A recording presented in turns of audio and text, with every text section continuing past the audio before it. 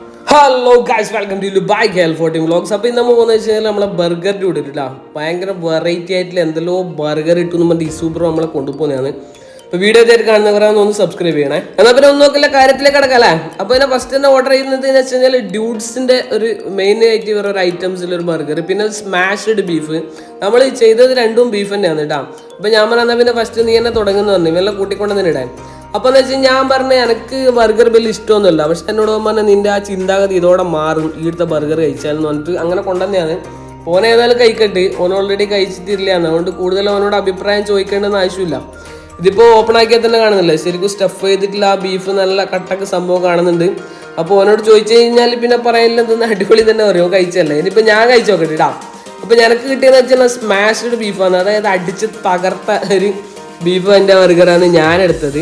അപ്പം അതിൻ്റെ ആ ഒരു എന്താ പറയുക, നല്ല സ്പോഞ്ച് കണക്കത്തെ ബന്ന് കിട്ടാം, നല്ല അടിപൊളി ബന്ന്, അതെല്ലാം ഭയങ്കര ഇഷ്ടമായി എനിക്ക്. ശരിക്കും ഒന്ന് ചവച്ച് നോക്കട്ടെ. ലേശം അതിനിടയ്ക്ക് ഒരു സ്പ്രൈറ്റും കൂടി കുടിക്കാം. അപ്പം എനിക്ക് ഏറ്റവും ഇഷ്ടമായെന്ന് വേണം പറയാം. ഞാൻ ഇതുവരെ ഇങ്ങനത്തെ ഒരു ബർഗർ കഴിച്ചില്ല എന്ന് പറയാം. നോക്കറ ഇതിൻ്റെ ഉള്ളിൽ ശരിക്കും ഇല്ല, നല്ല ജ്യൂസി ആയിട്ടുള്ള മീറ്റ് ആയിരുന്നു കേട്ടോ സംഭവം. ശരിക്കും സ്മാഷ്ഡ് തന്നെ, അടിച്ച് തകർത്ത സാധനം തന്നെ കിട്ടീനി. അപ്പോൾ നമ്മളെ ലൊക്കേഷൻ വരുന്നത് വെച്ച് കഴിഞ്ഞാൽ പെരുമ്പയിൽ സൂര്യ സിൽക്കിൻ്റെ നേരെ താഴെയാണ്. അപ്പോൾ വീഡിയോ ഇഷ്ടമാണ് ഒന്ന് ലൈക്ക് അടിക്കണേ.